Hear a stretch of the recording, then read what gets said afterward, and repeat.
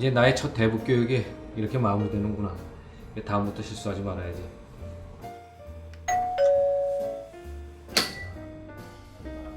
아이고, 안녕하십니까 팀장님. 아이고, 안녕하십니까. 예, 안녕하세요. 참 축하드립니다. 고생 많으셨죠? 아이고, 아닙니다. 제가 너무 귀찮게 하진 않았나 모르겠습니다. 오늘 그래서 인사도 드릴 겸 지나가다 들렸습니다. 네, 잘 오셨습니다. 자, 들어가시죠. 아, 예. 어머, 남 사장님 오셨어요? 아이고, 안녕하세요. 잘 지내시죠? 예, 덕분에. 교육 사업 잘 진행되신다니 다행입니다. 아이고, 감사합니다. 예, 남북교역 첫 거래였는데 어떠셨습니까? 네, 물품 반출입은 무사히 마쳤고요. 아직 대금지급과 교육보가 남았습니다. 마지막으로 좀 배우고 가려고요. 아, 그럼 다 하셨습니다. 자세히 말씀드리겠습니다.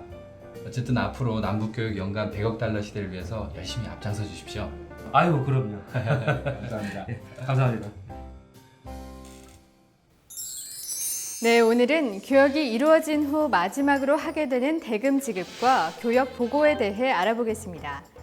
남북교류협력법에 의하면 물품 등을 반출입하려는 자는 대금 결제 방법에 대해서도 통일부 장관의 승인을 받아야 한다고 명시되어 있습니다. 다만 개성공단 같은 경우 입주업체의 생산 경영 활동 및 그 지원을 위한 물품 등의 반출, 반입과 관련된 거래 형태, 또 대금 결제에 대해서는 포괄적으로 승인한 것으로 보고 있습니다. 전에 반입이나 반출 신청 시 남북교류 협력 시스템에서 대금 결제 방법에 대해 기재했던 것을 기억하실 텐데요. 조금 생소한 용어에 대해 자세히 살펴보면 신용장이란 은행이 거래처의 요청으로 신용을 보증하기 위해 발행하는 증서를 말합니다.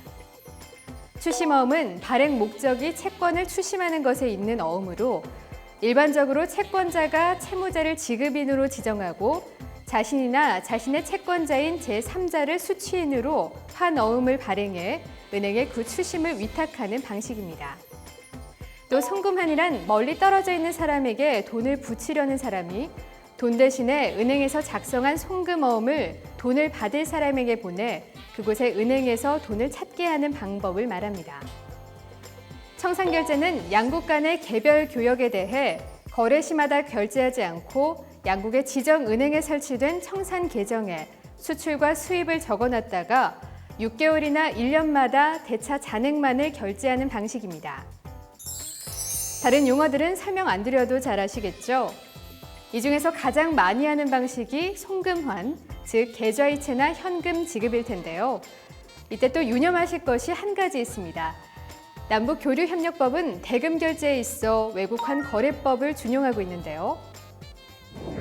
외국환 거래법 제16조에 따르면 당사자가 아닌 제3자에게 지급을 하는 경우 또는 외국환 업무 취급 기간을 통하지 않고 지급하는 경우, 즉 현금 지급일 경우 기획재정부 장관에게 미리 신고를 해야 한다고 명시되어 있습니다.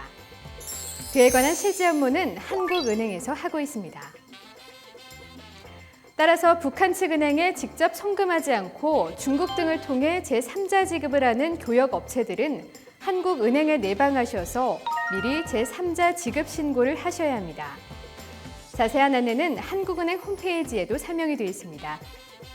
신고 서류를 간단히 살펴보면 신고서 두부, 제3자 지급 사유서, 교역업체의 사업자 등록증, 송금받을 제3자의 개인 신분증, 북한 측 회사의 기업 창설 승인서, 제3자 지급 대금 결제에 동의한다는 문구가 들어간 계약서, 수입 신고 필증, 선화증권, 인보이스, 서약서, 물품 반입 승인서, 주민 접촉 신고서를 제출해야 합니다.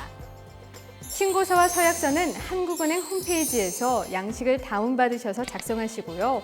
법인 인감을 미리 준비하셔서 날인해 주시면 됩니다. 또 외국환 은행을 통하지 않는 지급, 즉 현금으로 미화 $10,000를 초과하는 대가를 지급한다면 마찬가지로 한국은행에 외국환 은행을 통하지 않는 지급 신고를 하셔야 합니다. 이때 서류도 마찬가지로 신고서 두부, 현금 지급 사유서, 교역업체의 사업자 등록증, 북한 측 회사의 기업 창설 승인서, 계약서, 수입 신고 필증, 선화증권, 인보이스, 서약서, 물품 반입 승인서, 주민 접촉 신고서, 기타 현금 지급 사유에 대한 증빙 서류를 준비하셔야 합니다. 신고된 건은 늦어도 이틀 이내 처리가 완료되는데요. 이외에도 상계 등의 방법이나 기간을 넘겨 결제하는 경우에도 신고가 필요하오니 한국은행 외환심사팀의 정확한 안내를 받으시기 바랍니다. 예전에는 한국은행에 신고하는 절차를 잘 몰라서 본의 아니게 법을 어긴 기업이 많다고 합니다. 앞으로는 그런 일이 없어야겠죠?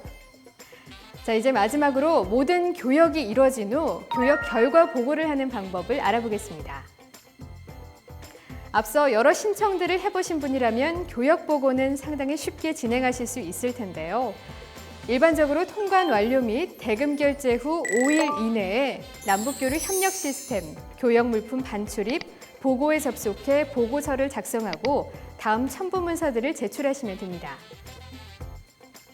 첨부 문서는 한글 파일 양식의 교역 결과 보고서, 반출 또는 반입 신고 필증 사본, 대금 결제 관련 증빙 서류 사본입니다. 대금 결제 관련 증빙 서류는 한국은행에 신고한 신고서 사본과 송금 또는 환전 영수증 사본, 그리고 현금 지급 시에는 북한 측의 영수증 사본이 되겠습니다. 어떠세요? 이제 여러분도 남북교역 전문가로서 자신감이 생기시나요? 남북교역을 처음 접할 때 북한 주민을 만나려면 어떻게 해야 할지, 또 북한 방문은 어떻게 해야 할지, 물품은 또 어떻게 보내고 받아야 할지 어리둥절했던 모습들이 눈에 선한데 말이죠. 다음 시간에는 그동안 남북교역을 진행하면서 궁금했던 점이나 유의사항에 대해 한 번 더 점검해보는 시간을 갖도록 하겠습니다. 감사합니다.